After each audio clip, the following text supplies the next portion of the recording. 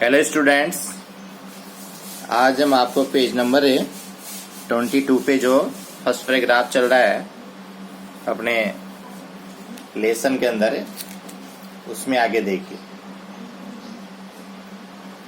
He played the instrument before royalty. Royal से बनाया royalty. Royal का अर्थ होता है राज परिवार। And everyone was impressed. Impressed है प्रभावित किया। उसने इस वाद्य यंत्र को बजाया। प्लेड मीन्स क्या होता है? बजाया। इस वाद्य यंत्र को शाही परिवार के सामने, बिफोर रॉयल्टी, शाही परिवार के सामने बजाया। उसने इस वाद्य यंत्र को शाही परिवार के सामने बजाया। Everyone was impressed. प्रत्येक व्यक्ति उससे प्रभावित हुआ। The instrument so different from the pungi. ये जो शाही ये वाद्य यंत्र पुंगी से इतना ज्यादा अलग था। डिफरेंट मीन्स क्या होता है? अलग, भिन्न। डिफरेंट मीन्स भिन्न या अलग, और पुंगी मीन्स पुंगी। ये वाद्य यंत्र पुंगी से इतना ज्यादा अलग था। Had to be given a new name. इसका नया नाम देना था। पुंगी से इतने भिन्न इस वाद्य यंत्र को नया नाम देना था। एज द स्टोरी गोज, जैसे ही कहानी प्रचलित है। Since it was first played in the Shah's chamber. इसे सबसे पहले शाह होता है बादशाह, शाह के दरबार में या कक्ष में, चैम्बर्स कक्ष बोलते हैं, कक्ष में बजाया गया था। सबसे पहले इसको बजाया गया था बादशाह के कक्ष में। एंड वाज प्लेड बाय ए नाई। और इसको एक नाई के बजाया था। किसने बजाया था सबसे पहले? नाई। नाई होते बार्बर, जो बाल काटता है। The instrument was name the shehnai. इस वाद्य यंत्र का नाम सहनाई रखा गया। क्या नाम रखा गया? सहनाई। देखो पोंगी तो ऐसी है और सहनाई ऐसी है। The sound of the shehnai began to be considered auspicious.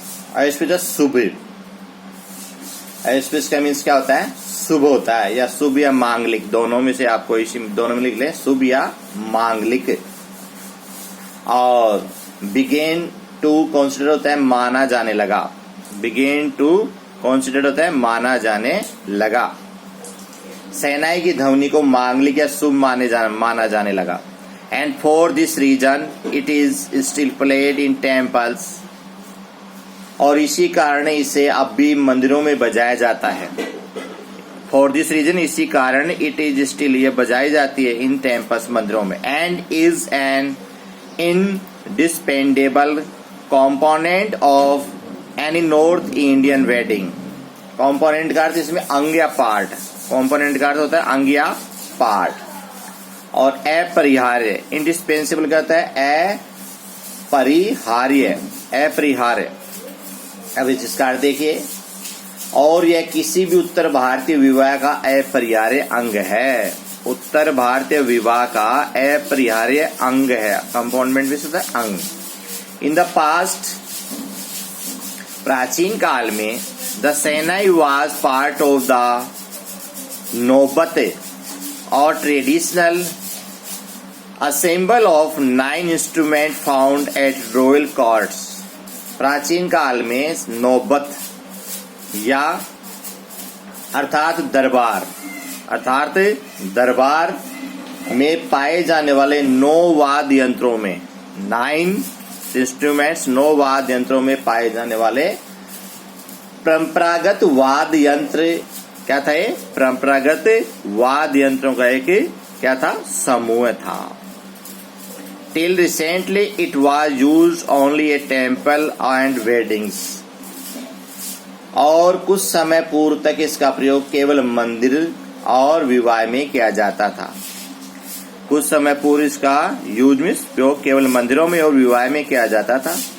The credit for bringing this instrument on to the classical stage goes to Ustad Bismillah Khan. और इसका श्रेय, क्रेडिट होता है श्रेय, क्रेडिट मीन्स क्या होता है, श्रेय किसको दिया गया? शास्त्रीय मंच पर इस वाद्य यंत्र को लाने के लिए इसका श्रेय उस्ताद बिस्मिल्लाह खान को दिया गया। शास्त्रीय मंच पर इस वाद्य यंत्र को लाने के लिए इसका श्रेय उस्ताद बिस्मिल्लाह खान को दिया गया। As a 5 years old, Bismillah Khan was a gilli danda near a pond in the ancient state of Dumrao in Bihar। 5 वर्ष बालक के रूप में बिस्मिल्लाह खान बिहार के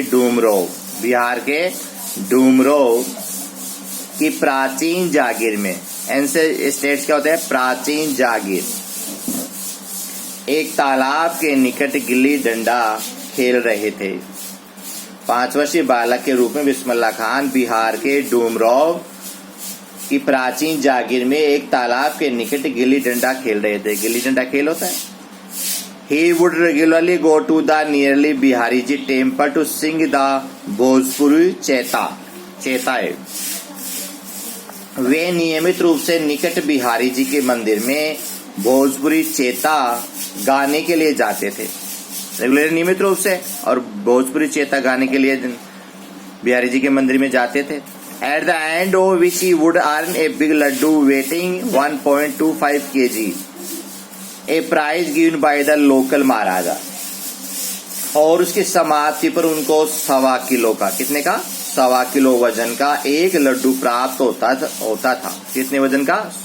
1.25 किलो वजन का एक लड्डू प्राप्त होता था, जो स्थानीय महाराजा के द्वारा दिया जाता था इनाम में। प्राइज में क्या होता है? इनाम में, जो स्थानीय महाराजा के द्वारा इनाम में दिया जाता था। दिस हैपेंड 80 years ago, या 80 वर्ष पहले होता था। And the little boy the travelled far to earn to highest civil award in India, the Bharat Ratna. और इस छोटे बालक ने भारत के सर्वोच्च नागरिक पुरस्कार भारत रत्न को प्राप्त करने के लिए बहुत लंबी यात्रा की। That's all. कल आपको नेक्स्ट में बताएंगे इसकी मीनिंग और अर्थ कीजिए। ओके।